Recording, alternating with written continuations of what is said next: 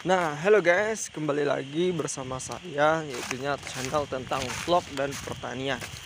Kali ini kita akan membahas yaitunya tentang tanaman yang lagi boomingnya di Indonesia. Tanaman ini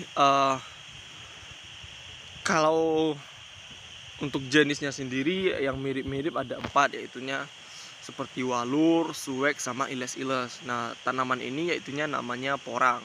Pasti kalian udah nggak asing dengan nama tanaman porang ini.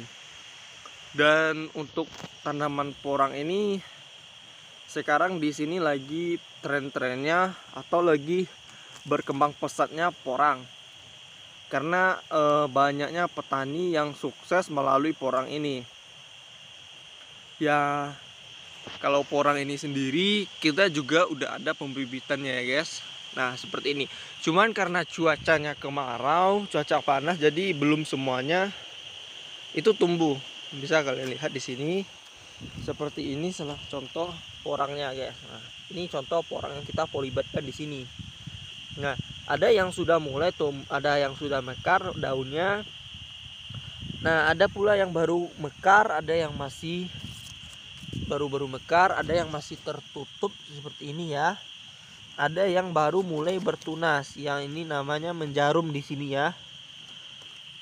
Nah, seperti ini ya guys. Nah,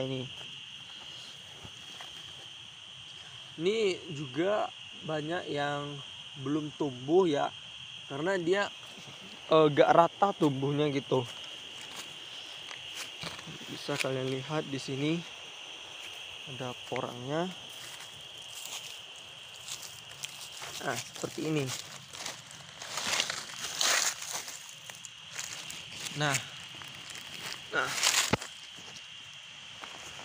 untuk porang seperti ini guys. Nah, ini adalah contoh bibit porangnya. Nah, ini contoh bibit porang.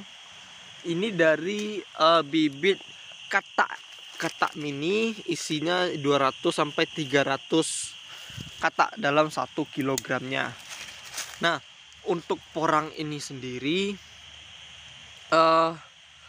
di Indonesia permintaan untuk ekspornya itu masih tinggi dan belum terpenuhi kuotanya. Jadi peluang porang ini sangat bagus untuk kalian semua yang mau bertani dengan porang ini, karena peluangnya ini sangat besar untuk pengeksporannya dan kebutuhannya masih terbilang cukup banyak gitu dan belum terpenuhi sepenuhnya. Nah, sini ada gulmanya, tetapi karena di sini cuaca sedang kemarau dan di sini bibitnya kita masih dalam berbentuk katak dan ada yang bertunas, gulmanya ini kita biarkan saja dulu sampai dia sudah mulai tumbuh tunas seperti ini. Karena apa? Karena untuk menghindari matinya tunas ini karena kepanasan. Jadi di sini kalau seandainya teman-teman cuaca kemarau dan pembibitan teman-teman di polybag ini cuacanya sedang panas atau kemarau, ada gulmanya, silahkan teman-teman biarkan saja dulu sampai mulai tumbuh tunas seperti ini. Kalau seandainya sudah tumbuh tunas seperti ini dan masih tunasnya ini masih kecil teman-teman semua, gulmanya masih ada dan hari sudah mulai penghujan, silahkan teman-teman cabut gulmanya. Tetapi kalau seandainya belum, silahkan teman-teman biarkan gulmanya untuk melindungi si porang ini yang masih butuh perlindungan, naungan seperti itu. Kalau seandainya sudah mulai membuka daun seperti ini, silahkan teman-teman bersihkan gulmanya. Ini saya belum sempat bersihkannya ya, maklum karena banyak juga kerjaan yang lain. Jadi rencananya itu lusa akan bersihkan ini. Cuma ya karena di video ini kita bersihkan juga. Nah, di sini kan nampak sama teman-teman, di sini kataknya ini masih kecil. Nah, kalau seandainya dia bersih, dan itu pastinya akan membuat tunasnya itu mati kepanasan. Karena di sini kalau panas ya sangat panas begitu. Jadi kalau seandainya dingin, hujan ya sangat dingin. Jadi kita ini harus pandai-pandai. Nah ini nampak kan sudah mulai tunasnya ini membuka daun. Nah ini udah bagus ini. Nah seperti ini. Nah ini karena kita kasih naungan seperti ini, dia lancar aja gitu. Nah sampai besar seperti ini. Udah besar dia, udah mulai mau membuka daunnya. Tapi tetap kita berikan naungan seperti ini agar dia tidak terlalu panas daunnya ketika terkena matahari, sengatan matahari yang begitu begitu panas. Karena di sini cuaca sekarang lagi ekstrim, panas, kemarau dan juga berangin-angin. Kemudian kita pindah di sini. Nah, di sini udah ada porang. Di sini udah ada porang yang apanya udah mulai besar. Yang batang dan daunnya sudah besar-besar seperti di sini bisa teman-teman lihat. Nah, untuk porang sendiri dia itu jenis pembibitannya itu ada dua. Yang pertama pembibitannya itu ada dua. Yang pertama tiga. Yang pertama dari umbi, kemudian dari kata dan juga dari spora. Itu cara pembibitan dan perkembangan porang itu sendiri. Nah, kita bahas yang pertama untuk umbi. Yang untuk umbi ini biasanya orang adalah seperti umbi mini itu banyak dibudidayakan. Mereka menanam kembali umbi-umbi mini ini untuk selanjutnya biar lebih cepat untuk besarnya. Yang kedua tekniknya yaitunya menggunakan kata. Kata sendiri yaitunya buah yang ada di dahan-dahan porang ini seperti ini. Ini tuh di tengah dahannya ini udah ada kata ini. Udah ada walaupun ini masih kecil. Nah, inilah kata yang nantinya akan menjadi bahan perkembangan untuk porang itu sendiri. Kemudian yang ketiga yaitunya spora. Kalau spora ini biasanya 3 atau 4 musim setelah porang ini tumbuh besar dan mati itu dinamakan satu musim. Biasanya itu sekitar 8 bulan sampai 10 bulan itu satu musim. Nah, untuk spora sendiri dia itu telah mengalami 4 musim.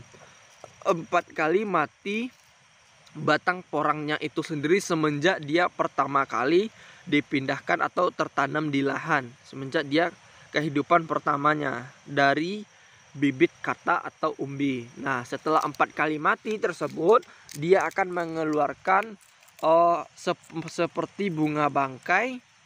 Dia itu keluar seperti bunga dan itu yang dinamakan dengan spora. Di sini bisa kalian lihat tanahnya sangat kering di sini. Nanti kita akan menyiramnya, kita tunggu sore dulu.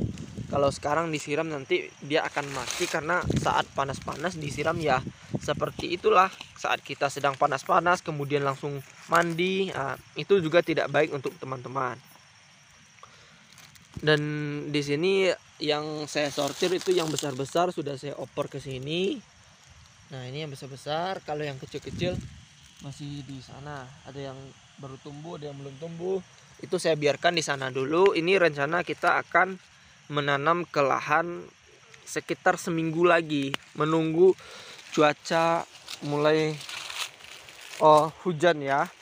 Sementara lahan itu udah kita siapkan, cuma ya karena masih panas kita belum melakukan penanaman karena memang cuaca di sini masih sangat panas.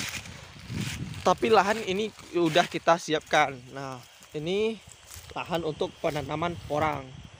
Sampai ke atas sana itu masih luas ke atas, itu untuk penanaman porang. Jaraknya sendiri yaitunya sekitar 40 cm. Itu yang jarak idealnya. Kalau semakin rapat itu biasanya buahnya akan semakin kecil karena dia tidak bebas untuk mencari makanan.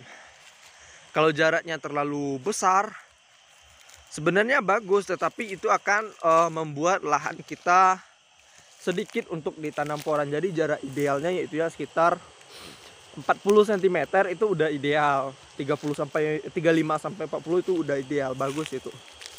Nah, itu contoh lahannya.